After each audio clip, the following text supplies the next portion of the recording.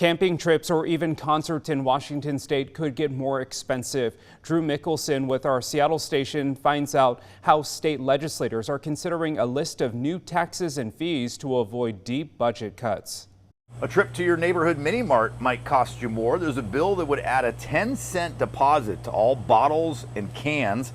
And these nicotine pouches like Zyn, they would start getting taxed like regular cigarettes. Just a couple of examples of what Republicans are calling joy tax. That ticket for a Mariner or Seahawk game, it'd go up $1, along with a ticket for the next must-see music show.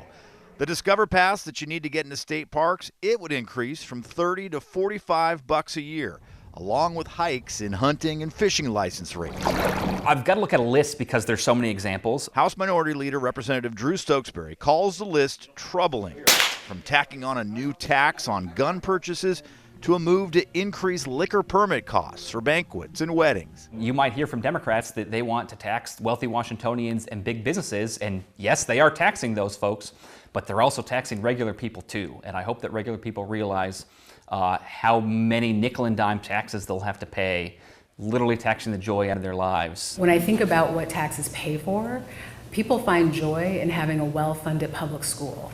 They find joy in having services at the local, county and city levels that work, having infrastructure. Democrats behind the tax and budget proposals say the increases are needed to avoid deep, painful cuts.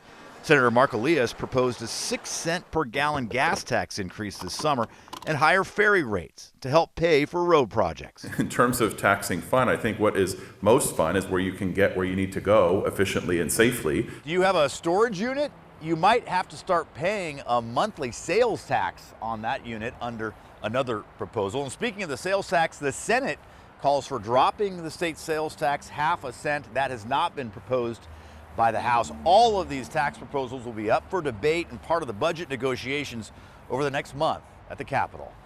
In Olympia, Drew Mickelson, King 5 News.